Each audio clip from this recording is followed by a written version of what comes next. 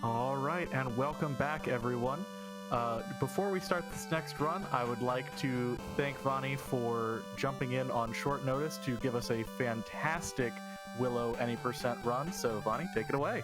All right, thank you so much. All right, yes, hello everyone. My name is Vani, and I'm going to be doing a run of Willow, the any percent category for the NES.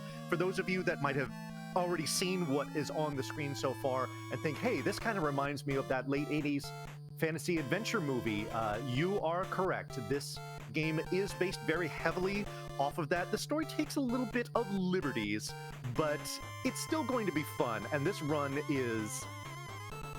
is crazy stuff, so I actually can't wait to bring it to you. So I am going to go ahead and get started here. Let me just do one last adjustment here. It should be good. All right. So let's start in 3, 2, 1, go. Alrighty, so here we have Willow, and he is walking through his village of Nelwyn. He is about to set up on a very, very epic quest to save the world, because of course he is. And what we're going to do right now is we're going to make a pit stop. We're going to visit the village warrior. His name is Vonkar. He's going to give us our first sword of the game. Now,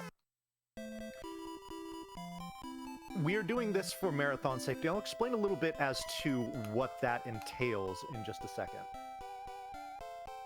But now that we have our sword, we can leave. We don't need to do anything else in town. You can get, like, some magic. You can talk to your wife and kids and whatnot. Ain't nobody got time for that, so we're just going to get going. But what we are going to do is we're going to do some fighting on our way to the next village. If these enemies will please show up. Please show up. Hey, there we go. All right. So what I need to do is I need to get to level 2, and I need to kill 15 of these enemies to do that. That's a nice little 4-pack right there. The enemies on that screen are not guaranteed to show up, but every other enemy, every other screen where I will be doing fighting between here and the next town, they are guaranteed, so that makes it nice. Oh yeah, oh yeah. The environment gets involved. They are feeling the intensity of the battle. Oh, stay right there. Stay right there. Thank you. Okay, and you're gonna die. And 1, 2, and 3. Perfect. Alrighty. So one more fight I need to get into, or one more enemy I need to kill. And there it is. Perfect. All right. Well, David, you are in luck. This movie is available for you at any time on Disney+. As is a new series based on the Willowverse that's going to be coming out soon. So here we are in the village of Dew. And what we are going to do in Dew first is we are going to walk all the way down into the southwestern corner. And we need to have a little chat with the village elder's son, which is going to do 2 things. First of all, it's going to net us a wooden shield, which I'm going to completely ignore because shields aren't terribly useful in this game, especially the very first one. But what it's also going to do is it is going to give me an event trigger to allow me to actually talk to the village chief. You see, the village chief is rather upset because one of his own villagers has been abducted and turned into a horrible monster, and he doesn't really feel like talking about it. But now that we've talked to his son, and he has the reassurances, then he is going to go ahead and give us the time of day, which is very nice, because first of all, he's going to set us out on our next quest, which is to liberate this monster, or this person named Bogarda. But he's also going to give us an item called the Heal Mace. This is going to be our first magic spell that we're going to get in the game. This will be extremely useful for marathon safety. This is also the reason why I needed to get to level 2. In order to cast the Heal Mace spell, I need 20 MP. When I'm at level 1, my maximum is 17. So without this level up, I wouldn't be able to cast a spell. And I'm going to need it. I'm going to need it actually in short order. So why don't we go ahead and just do a little menu here to get it equipped? I think I did equip it, right? Yeah, okay, that was super quick. All right. And because we've got these very, very scary snaky boys here, but we can just go ahead and take a couple bumps, heal ourselves, and just walk right on through. Not so scary anymore. We've got another one that we need to basically just ram our faces through. There you go. Because behind this one is the golden statue. We will need this in order to get into the cave where Bogarda currently resides. Yo, Meteor Wave, thank you very much for the good luck. Alrighty. We are going to be doing a death warp. This is going to be a theme for the game. Let's see if we get the snake dance. We go right and we go left. Yeah, that's the snake dance right there. Alrighty. So, we do a death warp for two reasons. First of all, it's going to take us back to our previously touched checkpoint, which will get us to where we need to go next more quickly. But the other thing that it will do is it will completely refill our MP and our HP, which in a lot of cases is extremely useful. Yo, I see some people up in this chat that I think I should mention. But first of all, very important. All right, so this skeleton's guarding the cave. You give him the golden statue. If you do not moonwalk into the cave, your run is invalid. Okay, good. I can proceed. First of all, shout-outs to my friend Bratster I see there. He is the world record holder for this category. Extremely talented Willow speedrunner. Come up with a lot of strats and stuff. Very cool. Also, I see my friend Jiggly Saint in there as well.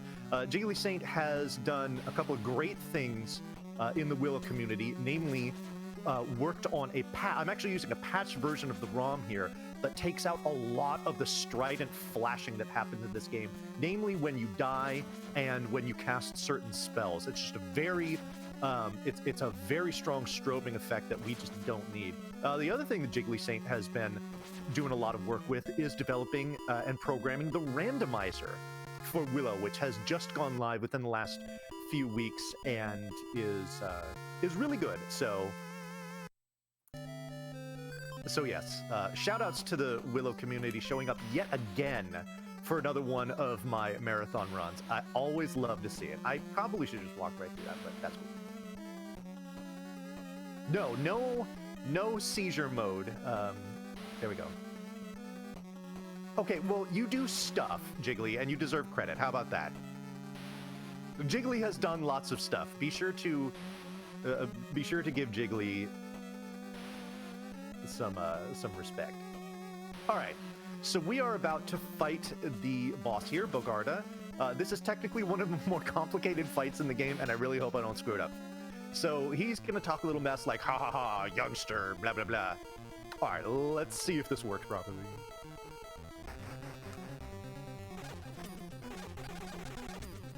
Got it.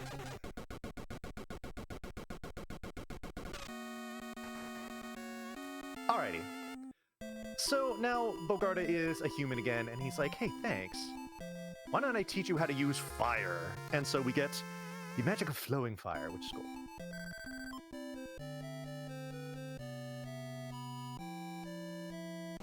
Which we will be using in a few different places here. Being a Bogarda. That's perfect. Yo. All right, so I'm going to break from something that is very much a tradition of mine when I'm playing just about any of these adventure games where I am team #don't touch me. I actually want to get touched quite a bit here because we're going to be doing another death warp as soon as we get out. And the more damage that we take in here, the easier it's going to be to do when we get outside. Now, the reason why we need to do it outside as opposed to right away is because whenever you're in a cave, a tower, anything like that, anything that you've done in here, such as levels gained, spells learned, items gained, bosses defeated, and whatnot, when you regenerate after you die, the game won't give you credit for them until you've actually like set foot outside. It will revert you back to the state that you were at when you entered the cave or the tower in the first place, which is why we need to wait until we go outside. This is going to be extremely important for something coming up in about, I don't know, 20 minutes or so into this run. So, all right, so we're doing another death warp. Where's Val Kilmer? Be patient. He's coming. That's the question on everybody's minds. Oh my goodness. Listen, let me tell you.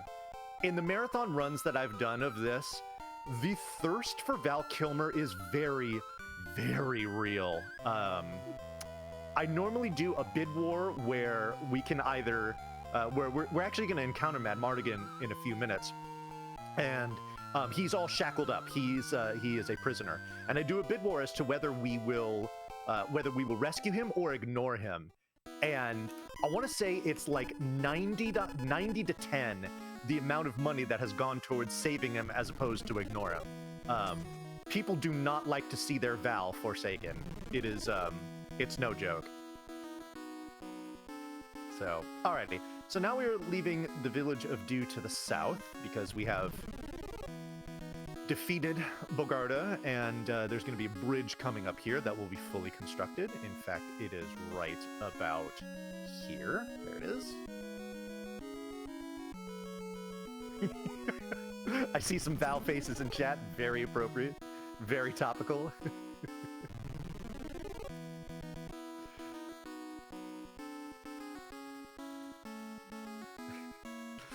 Normally, something else that has been...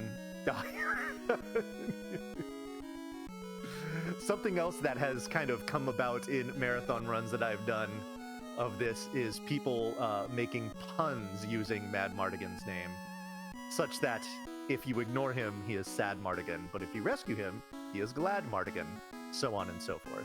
Oh, that sounds like a fantastic opportunity for us to read some puns from donations. Oh, do we have some in donations? Unfortunately, we don't, but I am very much willing to read them if they do come in, so get those donations in. Let me tell you this. I'm especially interested in hearing Mad Mardigan puns in the form of donation comments because A, they're funny and they'll get read on air, and B, we'll be raising money for the Trevor Project, which is an extremely worthy cause. It's kind of the whole point of what we're doing here. So that's what I want to see, folks. I want to see and hear Mad Mardigan puns in the form of donation comments. Let's go. Absolutely. In fact, do we have time for a quick plug on the Trevor Project? Do it. All right, fantastic. So, a big reason why we support the Trevor Project is the importance that the impact that they have on LGBTQ youth. So a majority of youth choose to contact the Trevor Project rather than other providers because the organization is LGBTQ affirming or a trusted provider of crisis services. 90% of young people who reach out to Trevor experience de-escalation from suicidal thoughts, and one supportive person can decrease an LGBTQ youth's risk of suicide by 30%. The Trevor Project aims to always be there for LGBTQ youth in crisis with a clear message. They should be proud of who they are, and that they are not alone. And that's a message that I think everybody needs to hear sometimes. I absolutely agree. Thank you for that.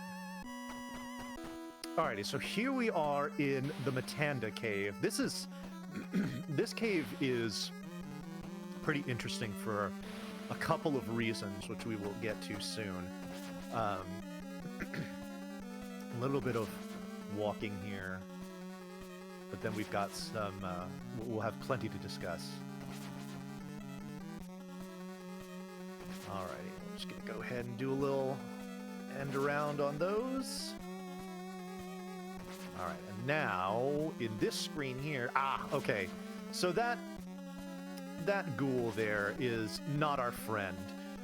We actually don't have the means to kill it directly as far as like, you know, stabbing it just yet. And I'll explain a little bit about how that is done more appropriately when it comes up. So Oh my goodness, what am I doing? All right, so we're coming up on a section of the game that we refer to as the Hellway. You see we're in this narrow corridor. We got a second one, and we've even got a third one coming up. Ah, okay. So this is what can happen on these screens, where you can have skeletons appear both above and below you and make your day very, very uncomfortable. But now we get to the end here, and we talk to Matanda, the cowardly dragon, who says, please don't hurt me. If I just give you this bracelet that a thief left behind, will you please leave me alone? And we're like, sure. All right. And so that's it. So now we have this thief's bracelet. All right. So here we go. Nothing appearing here. Nothing here. What about here? Nice. Okay. So 3 going down, 3 coming back up. There's 6 opportunities to have skeletons pinch you in. We only saw 1 of the 6. That is very close. Now, like I said, we refer to that section as the Hellway. Get it? Hell, hallway, portmanteau, all that stuff. But when we see very few skeletons, we refer to it as the Heavenway. Oh, while you were doing your blurb there, I popped into some old lady's house who said, hey, I need you to help find my bird. Oh, whoops, I need to switch my magic here. I need you to help find my bird friend. I'm going to give you some medicinal herbs in case he's not feeling well so that you can nurse him back to health. And we're going to come into here and, oh, look, it's bird friend. The heck way. This is Poe. Poe is actually really cool because Poe's going to give us a magical item called the Ocarina, which we can use when we are outdoors to teleport to certain select screens in the game. We have to tag them first, so we'll be doing a little bit of that once we get out of here. But Poe is going to save us a boatload of time that where we would normally have to walk otherwise. So yes, we are friends of Poe. So yeah. So now we have to walk all the way out of the cave pretty much the way we came in. We will take a different exit.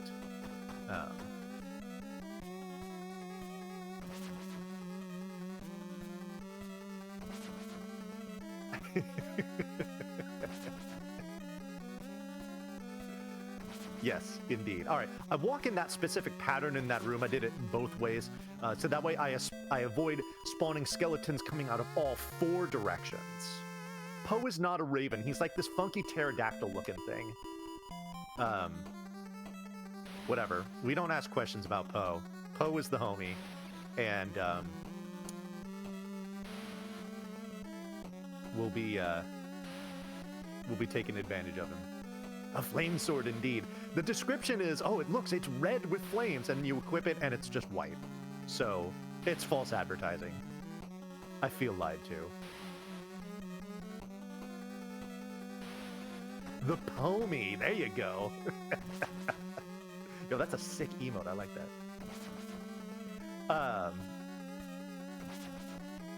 All right, so because we have the Thief's Bracelet, that wall disappears. And now we can come through here, and it is cutscene time. This is where I normally take a sip of water, because I've got a few seconds to do so. I love how much the foliage just grooves. Oh yeah, the foliage is feeling it. Well, and you're going to see why in just about like 3 seconds. We are about to have our one and only encounter with the enormous magical fairy Sherlindria, who tells us, guess what, Willow? You are the chosen one. It is your destiny to destroy the evil Bavmorda and bring peace back to this world. So in order to help you on your quest, I'm going to give you this curvy stick. Have fun.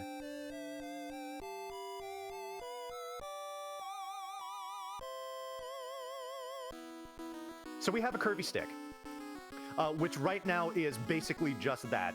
If you were to like go into your backyard and just pick up a curvy stick, it would be just about as effective as the one that's currently in our inventory. For now, that is going to change. And how that is going to change, oh boy, I should probably do this. Just in case. You know, I'm just gonna go ahead and do this. I do not want to die here, because these flies can come out and make your day bad. But the curvy stick will become much more than that a little later on, and how we make it more than that is really, really cool. But first, we are going to swing over here, and we're going to pick up a sword called the Devil Eye. This is a very unique sword, and I will explain a little bit more about it when I get to use it. But I do not want to get into a long, drawn-out explanation right now, because we have to say hi to our very special guest. It is Mad Mardigan, and we're just going to walk right by him. Now, normally what you need to do is you need to go find a key, unlock his shackles, and he gives you an item called the necklace, which you will need in order to progress throughout the game. But we are going to do some real funky stuff that is going to allow us to avoid that. So we come to this screen here because we want to tag it. This is the bar. This is one of the warp points that that Poe can use. But we summon Poe. He's going to take us back to his house. Now, everyone, I have something. This is very important. I'm going to need all y'all to hold on to your butts because we are about to get real funky real fast. So look at this screen right here. Normally, I should only be able to exit up or to the right, right? Wrong. We can just zip right through that grass right there. There's a little seat we can go through. We can go to the left, and oh boy, what is happening? This doesn't look like it's intended. That's because it's not. We're doing some crazy stuff here. I really want you to get out of my way because they do big damage. All right.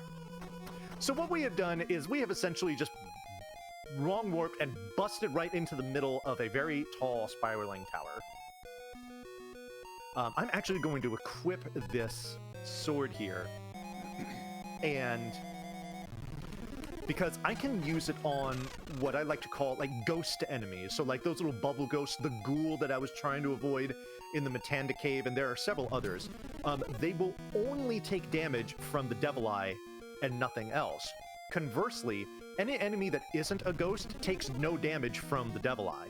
So you use it specifically for fighting these particular enemies. So it has use all throughout the game, even as you get other stronger swords, of which there are plenty.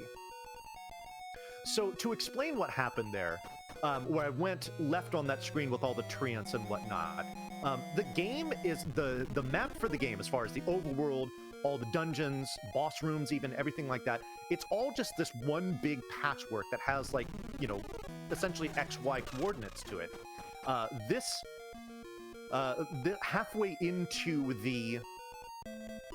Halfway into this tower just happened to be to the left of that screen, which allows us to do a really crazy warp here. To pick up an item that we normally get about 2/3 of the way through the game, and I'm, what, 21 minutes into this run? Yeah. So yeah. We bring Poe back. He's going to take us back to his domicile.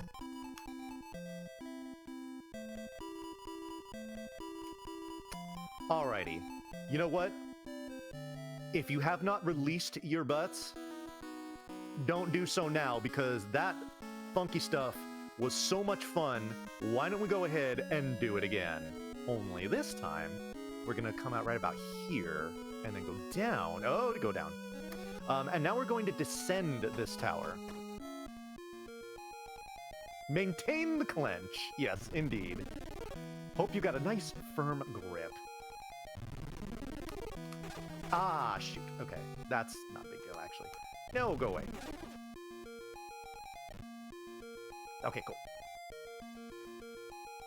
Alrighty, so we're actually descending this tower now, because this is going to get us to a particular area where if you thought things were funky already, you ain't seen nothing yet. We are about to... the funk is about to escalate, but first, we need to get outside. And we'll be doing that shortly. Ooh, I noticed that donation total has gone up a little bit. Do you have a donation you want to read? Oh, absolutely, if we've got the time to read it. Yeah, go ahead. All right. So we've got a $50 donation from 86 Tater Babies, what a great name, saying, "Put my money toward Mad Ignored again." And a $50 donation from Dr. Goldfire21. No comment, but again, thank you so much. It's going to a fantastic cause. Sure is. Alrighty, so I'm going to go ahead and do this right now before I forget. I'd like to have full HP if I could. Alright, so we're going to come in here and have a chat with Wee Babby. This is Elora Danon. She is the child of prophecy, the one who will bring the... she essentially will facilitate the downfall of the evil queen Bavmorda, and so we need to protect her at all costs. And so that's what this lady is doing. Alrighty, here we go. So, we are basically going up the down staircase right now. This part of the game, I should be coming out of the caves that I'm about to go into and going up to those towers. But we're doing things a little backwards here. So we are going to walk into this cave and... oh god! Big, spiky, weird-looking thing. That's scary. Alright, no, let's try this again.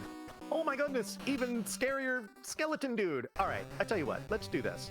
We have this little invisible wall here. You see, Willow is walking, not moving forward. So we're going to use this invisible wall to safely just kind of slap this guy around. His name is General Kale. Get used to him. We will be seeing him quite a bit in this game. We're just going to go ahead and just slap him around a bunch. And then we're going to leave. We will show mercy. Now, the reason why we showed mercy is you might notice that on the left side of the screen, we have the HUD for what is normally reserved for boss fights with us. Now, more importantly, we have his boss flag currently active as well. That's what we really need. So what happens here is when you carry a boss flag out of an area that shouldn't have it, that boss flag is going to be applied to the first enemy that appears on a given screen. Now, triggering General Kale's boss flag, who, by the way, he is the penultimate boss of the game, triggering his boss flag grants you a little over 7,000 experience. We're going to go from 1,000 experience to over 50,000 in the course of about a minute or so. But I need to concentrate on this to make sure I do this right. Perfect. All right. So that first fly that appears, it's always going to come out of the middle of the left side of the screen. That fly just gave me about 7,200 experience.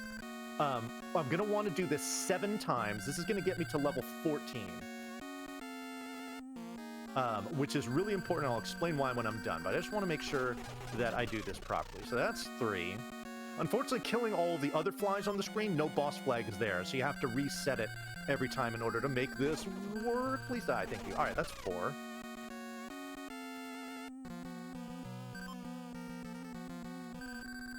Here we go. 5.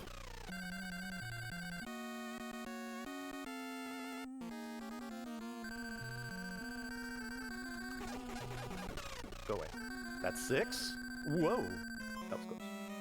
Yes. So we'll have some time to talk about... We'll have some time to chat, folks. Alright, that's 7. So now I'm gonna go get some fresh air, because remember what I said before? You don't get credit for anything that you've done in here, including level gains, until you're actually outside if you die. And guess what? We're gonna want to do a death warp ASAP. But first, we need to get to level 14. Now, even though I've already killed the enemies to get the experience, I don't actually get credit for the levels that they grant until that counter gets up to the necessary threshold. Now, you're hearing all those fanfares. You're going to hear one in probably about like 5 seconds or so. It's going to be right about here. That tells me that I've gained a level. I need to do 1 more of those. Now, we need to be at least level 13 for 2 reasons.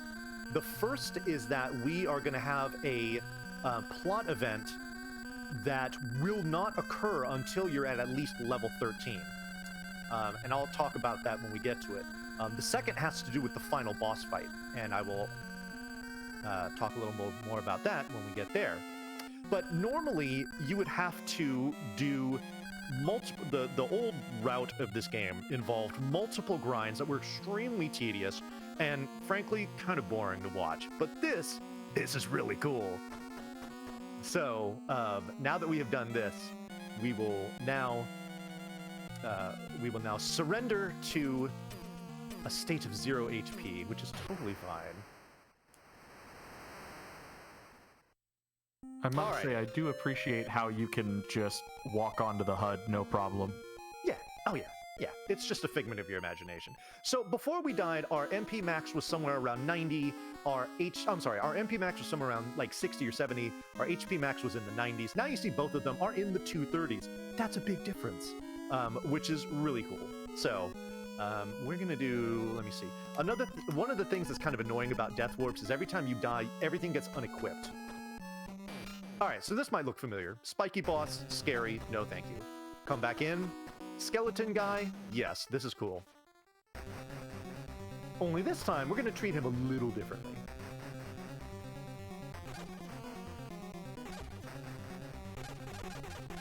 He's just going to do the bouncy bouncy.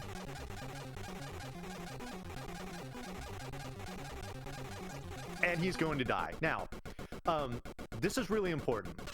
I'm going to ask for serious time, and in fact, if the restreamer can hear me, I'm going to ask him to bump up the game audio a little bit. This is a tradition that we do on my stream, where we go silent and we allow you all to appreciate the hottest track in this game. No joke.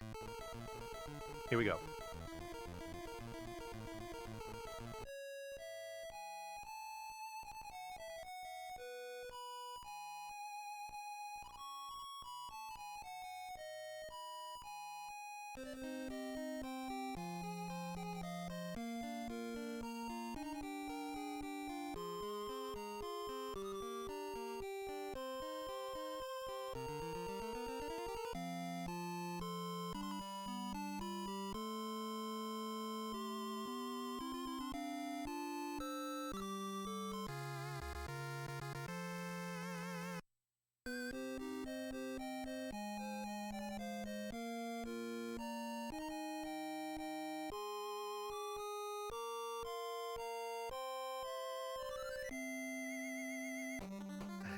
Alrighty, thank you very much for that. And I have to give a big shout out to my host. I'm looking over in Discord and I see that their mic is currently muted, making sure to properly observe that that moment of reflection and appreciation for what is just an absolute scorcher on this soundtrack. Oh, it was so good. A moment of reverence for that music. Right? So because my cat is yelling in the background. Ah, got it. Cat, please. All right.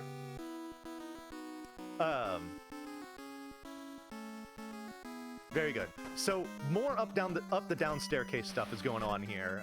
We are backtracking considerably, and it's okay. We'll get back on the right track eventually. But there's a few things that we need to do before we get on that track. And one of them is coming up on this next screen right here. We're going to pick up this treasure chest because this has the magic of Fleet. Fleet is essentially an exit spell. This is going to return you to outside at the entrance where you entered a dungeon. As you can imagine, this is going to save us lots of walking in several places, and that's cool.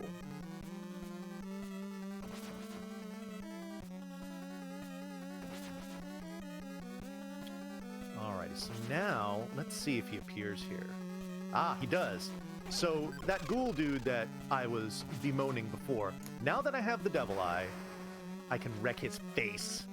I also used the fire magic there just to give that guy a little bump to make sure that he doesn't do his thing, because his thing is absolutely horrible. What he does is, if you stay on the screen for long enough, he will cast this magic spell that turns you into a pig.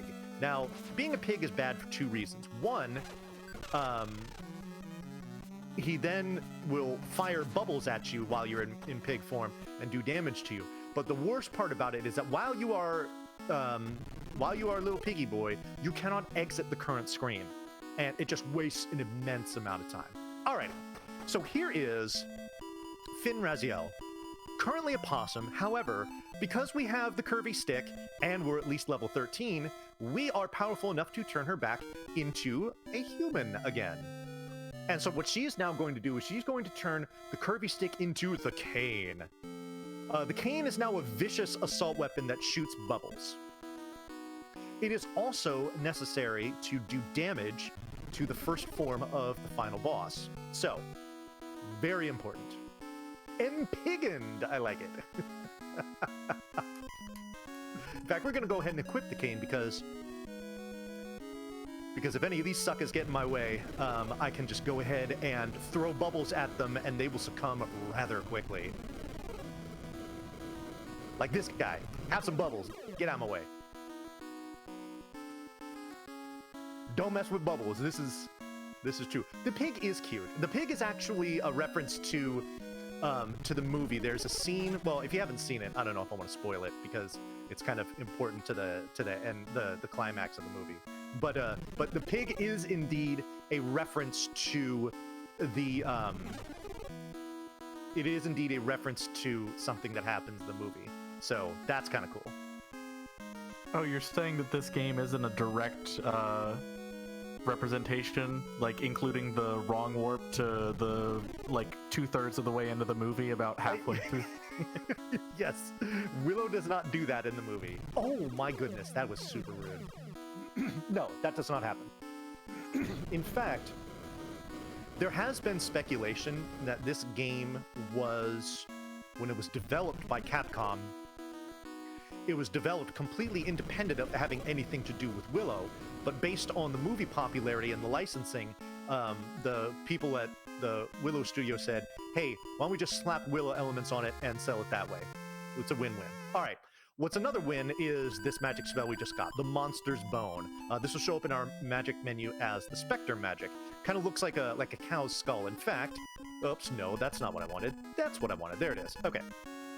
We're actually going to use it very soon because we are going to come down to the corner of this screen and bleep. We use the Spectre magic to turn into this little slimy friend here. Slimy friend is fantastic because while you are slimy friend, you generate no threat. So when I enter screens where enemies could or normally would appear, they don't. So we can just slither on through here completely safely with nary a care in the world. It's pretty neat. Oops, I didn't want to go left there.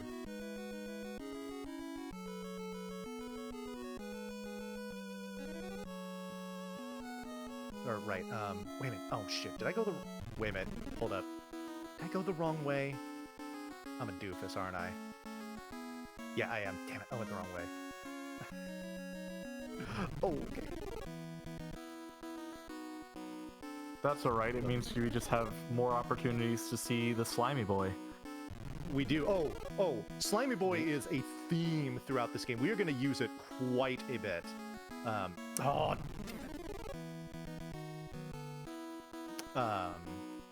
oh boy. Okay, here we go. All right, now we're on the right track. Is that enemy just a face in the rock?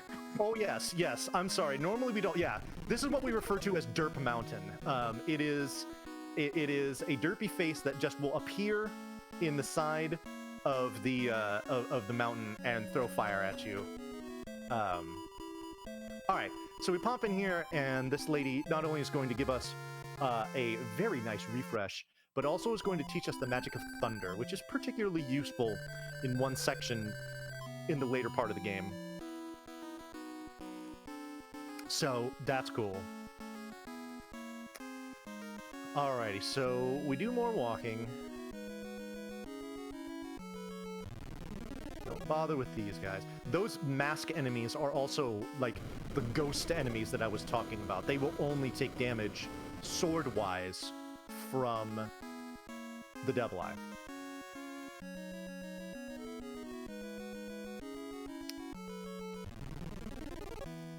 Alrighty. I'll go away. Gotta bait him out and then just do what I like to call the end around and just go around him. Dirt Mountain and his friend Dirt Mountain 2. Alright. So here we come up under the screen. Now you're going to see these little pock marks on the ground here. They would normally block your way, but if we go split, we turn into Slimy Boy and they will not threaten us because those things will actually open up into mouths that not only will do damage to you, but will actually block your progress. Now, got an important question here, folks. As you can see, I'm moving along as this little slime. Now, even though you can't necessarily hear it, you know that this slime is making some sort of sound as it moves along. I want you all to tell me what word you would use to describe the sound that this slime makes as it's moving. Hit me with it in chat. Or donation comment, that'd be dope too. Well, I'll throw in my 2 cents. I think it makes a very meaty boing, boing, boing. Boing. See, I see a lot in chat, and whenever I ask this question, this is what I usually get a lot. Schlurp, schlorp, squirp, you know, something along those lines. And I'm of the opinion that that's probably the most accurate. Oh, shoot, I'm not wearing the double eye. That's not good. Oh, you just did a bunch of damage to me, and that's okay. Oh, but I can kill you. All right, so when I kill these ghost enemies, they leave behind that little flashing pebble. What those do is when you pick them up, they refill 10 of your MP. We want to get a little bit of our MP back because we're going to want to cast a whole bunch of stuff before our next death warp. So having some regeneration is pretty nice. We are a Canadian. What is this all about? I was hoping you would know. Oh, okay. No, I am not a Canadian. I do not.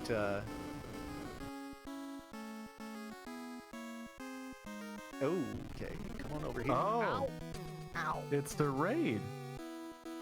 Oh, cool. Very nice. Well, welcome in. Indeed. Welcome in, folks. You are watching me do a run of Willow for the NES, doing the any % category. Cool, we get some more MP back there, too. Well, shout-outs to Canada. Yeah, shout-outs to Canada. And you are watching this fantastic run for the Winter Pride 2020 Speedrunning Marathon, which is benefiting the Trevor Project. If you want to find out more information about them, you can go to www.thetrevorproject.org, and you can also find all sorts of information about the Trevor Project in the panels below the stream. You can also type in !donate for the donation link, !incentives to see the very cool incentives that we have for the upcoming runs. And if you want to find out more about Power Up with Pride, you can look below in the panels below the stream or type !social in chat. Speaking of incentives, we do have a pretty big one coming up in a few hours, and that's going to be raising the rhythm game difficulty in Giraffe and Annika. So it'll be for playing the boss fights on hard rather than easy, and that has a goal of $1,000, and we're currently sitting at $163. So like I said, that's in a few hours. We've got plenty of time to raise that money, and it's always great to see higher difficulty bosses. Absolutely. All right, so a couple of things happened. First of all, I talked to that big eagle-looking dude. He gave me a sword called the Wing Sword, which is currently rather feeble, but that is going to change as well. Should we?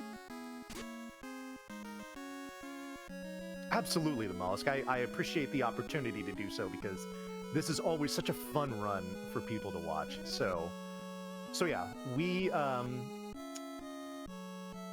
do this to be nice and safe, so they don't bother us. And now, oh, this is one of my favorite oversights in the game. I'm a squishy little blob, right? Audible footsteps as I go in the door.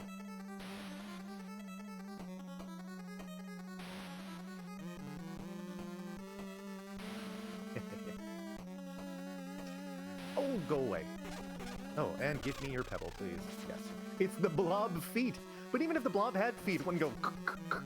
It would go like... Something like that. Blob steps. There you go.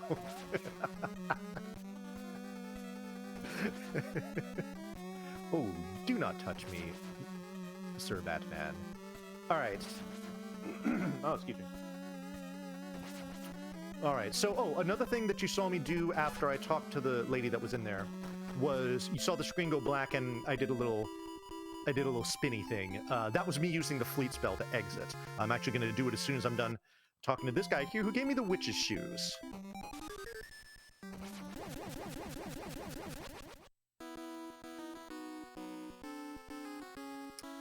Alrighty.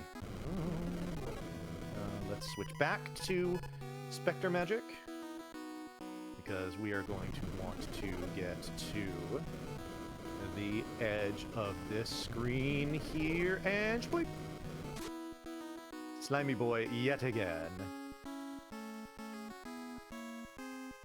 Yeah, so, and I mentioned this before, but Jiggly, with the excellent reminder, when you cast the Fleet spell, normally you get this very quick strobing effect. It's just like, just white and black strobing. So that has been removed, and that is,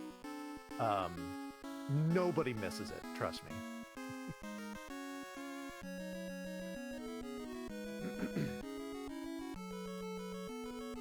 Alrighty, so now that we have the witch's shoes, which some say are kind of more like Crocs, I don't know, we can now walk across this bridge here. Oh, okay. We're going to go ahead and display the thunder magic here. Zap, zap, and they die. Very nice. Got time for a quick donation? This is perfect time.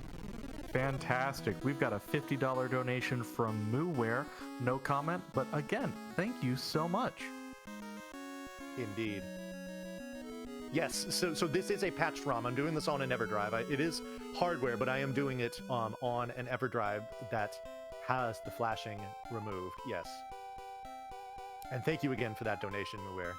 Very cool. Alright, so this is the town of Tirasleen. There's a whole bunch of stuff that you can do, people to talk to, things to get and whatnot. We are going to ignore literally all of it, because we just don't need it. This is the castle of Tirasleen. We'll be back for this in a minute, but first we got some stuff to do. Namely, we need to have a little convo with someone that is chilling at the top of this mountain. Do I have... That's what I want. Okay. So... Oh, wow, it didn't even appear there. Nice. Alrighty. Little slimy friend, slithering along, causing no threat, very, very safe. Now, we're going to want to do a death warp pretty soon, and the amount of time that you are in slime form is based on just, it's like an actual clock. It's not like X number of screens or anything like that. So we are going to turn back into Willow form at just the right spot, because there's no enemies on this screen. We want to talk to her. She will not talk to you if you are a blob, so she's telling you about the very ominous Nockmar Castle in the background, which is a necessary plot trigger. And now we are going to walk down here, and we are going to have one of these two-headed monsters come and throw a bunch of fire at us, and we die. It's okay. I meant to do that. Alright, so now we're back in Tirasleen, and now we can go into the castle.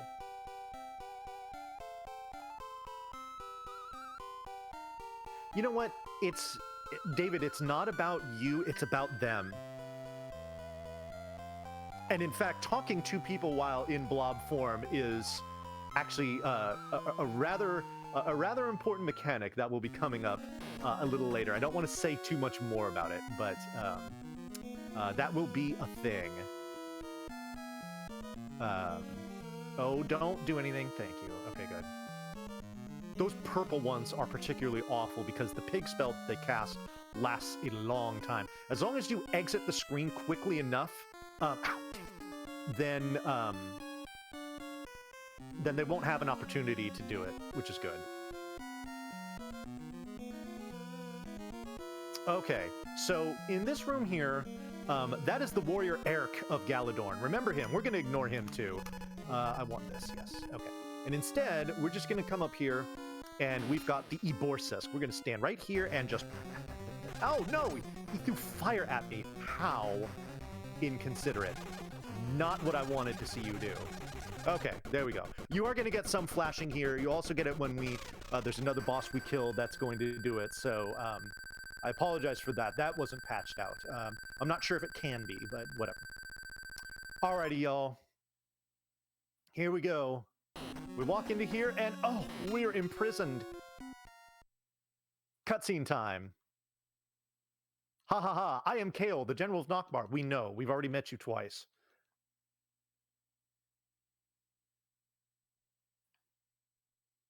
Hi, Willow, we meet again. This is actually the first time we're meeting. Hi, Mad Mardigan.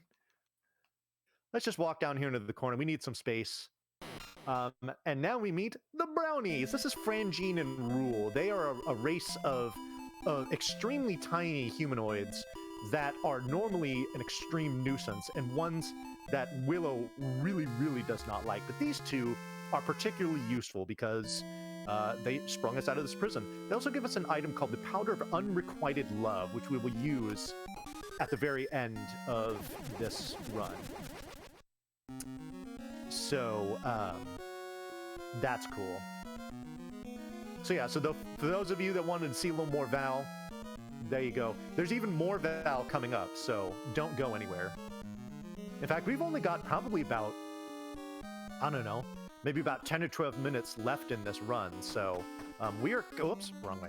We are coming up to the end pretty quickly, but this little network of caves is literally just walking. There's like no action in here. So, fantastic host of mine, if you have any donations to read, if you have any blurbs you'd like to do, anything like that, you've got a couple minutes, go for it.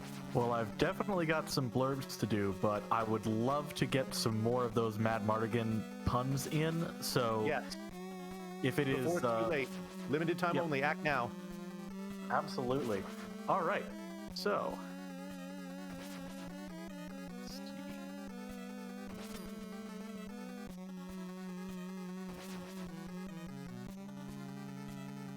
Yeah, so let's look at a couple of the upcoming bids and incentives that we have. So, as I mentioned before, we've got the Giraffe and Anika donation incentive, which is for the boss fights to be fought on hard instead of easy.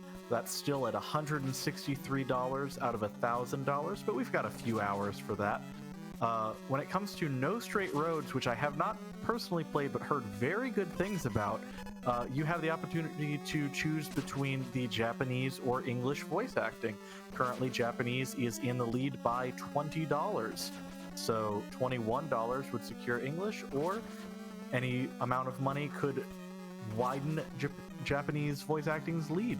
So if you like the game and you want to hear the voice acting of one of those particular languages, feel free to donate.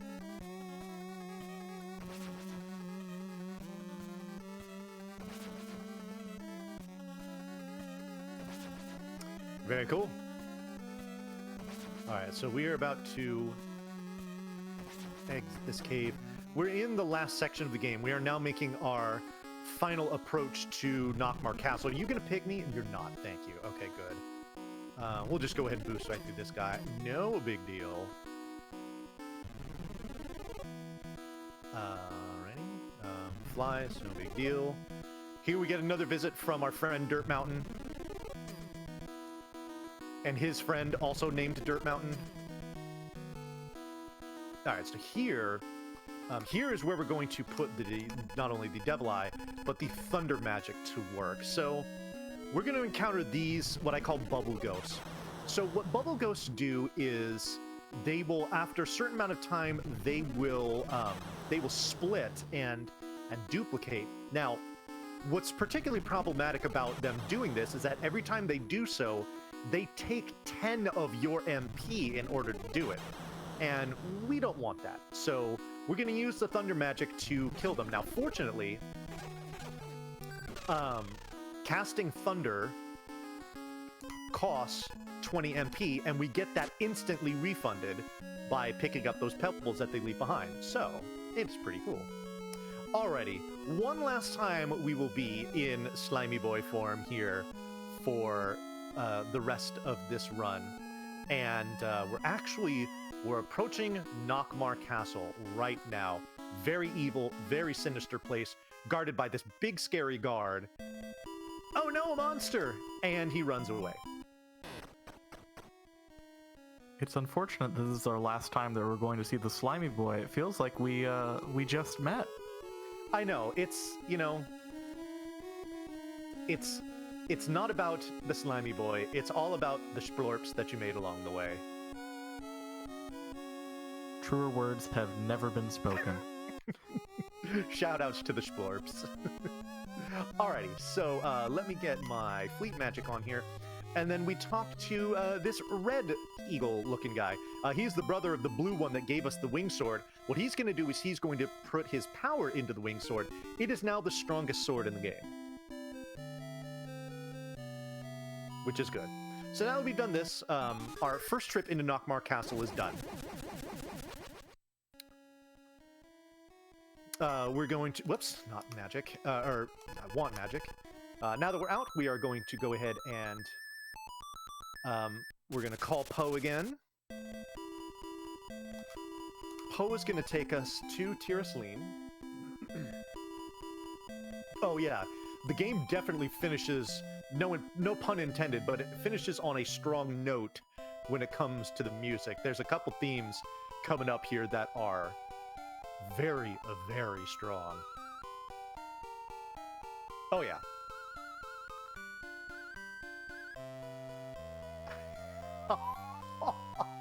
Well, it's funny you mention Eric because this is another little funny oversight in this game here coming up in a couple of screens. Because remember, we saw Eric in Tirasleen and we just totally ignored him. But now we're going to come in here to this lady.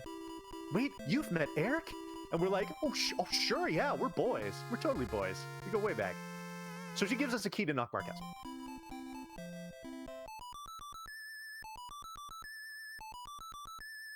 We're going to summon Poe one last time. Poe is going to take us over to Nockmaar.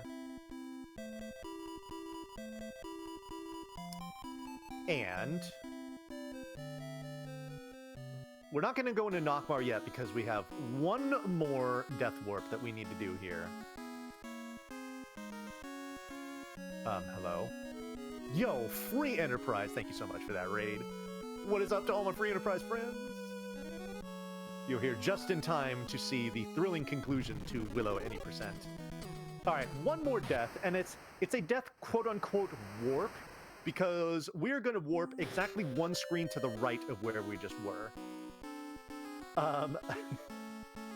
But instead, the benefit of that is we now are full on our HP and MP. That's what we're really looking for. Let's go ahead and get our equips going now in case we need to slap anything out of the way. Not you. You don't do anything to me.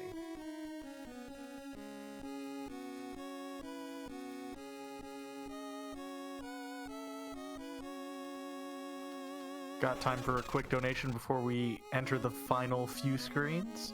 Yeah, go ahead. All right, we've got a $5 donation from Murnay. I apologize if I'm pronouncing that incorrectly. It says, thank you for all you do for the Trevor Project. Amazing marathon and really awesome runners and staff. Thank you so much for your kind words and your kind donation. Indeed, thank you. Alrighty, so this is Nockmaar Castle. We are now going to get up to the top of it.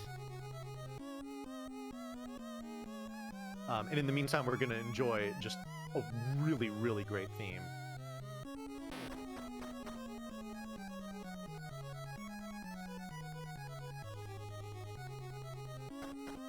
Alrighty. So here we go. So all of you Mad Mardigan fans, it's going to be your last opportunity. So this here is Sorsha. She is the daughter of Queen Bavmorda. She's not a fan of Mad Mardigan, so we're going to try to make her a fan by throwing the powder of unrequited love on her. Unfortunately, our aim sucks, and we're going to put it on Mad Mardigan instead. This is going to cause him to wax all kinds of poetic about how fantastic Sorsha is, and you know what? It's actually going to be effective, because she is going to be so swayed by this that she'll say, you know what? I tell you what, let me step out of your way, and you can go kill my mom. And that's exactly what we're going to do. Whoops. Hello. Wrong way. But before we do that... Uh-oh. We confront General Kale one more time, and now we don't have an invisible wall to separate us. So we have to do this very carefully. We just kind of get into this sweet spot right here, and just slap him around and he dies.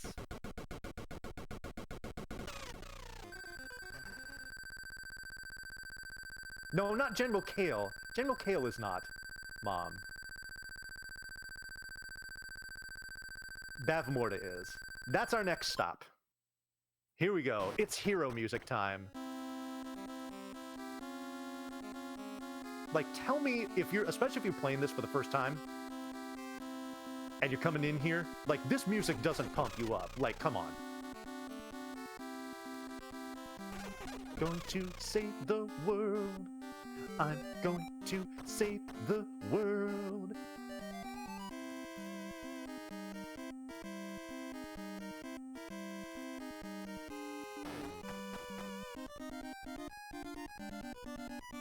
Alrighty, so we got a couple of bridges to cross here. Our fight with Bavmorda is coming up very soon. Now, the fight with Bavmorda will be in 2 phases. In the first phase, I can only do damage to her with bubble shots from the cane.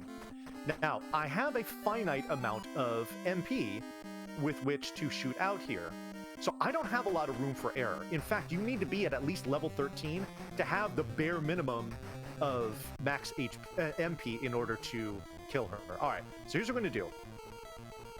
We're just going to kind of slide down into the corner, face left, and just keep bouncing her back and forth. Now, those little fireballs that she leaves behind, those can absorb my cane shots.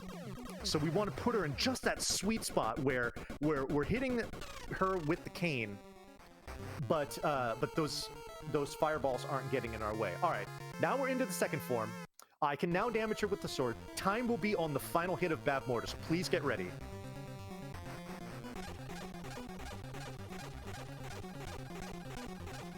And time. All right, so it's like a low 101. Nice. I'll take that. That's good. That's good. Especially because I got lost on the mountain. That's cool. Alrighty, we have defeated Bavmorda. So ended Bavmorda, the messenger of the skies, who cut ties entirely with the spirits of the skies.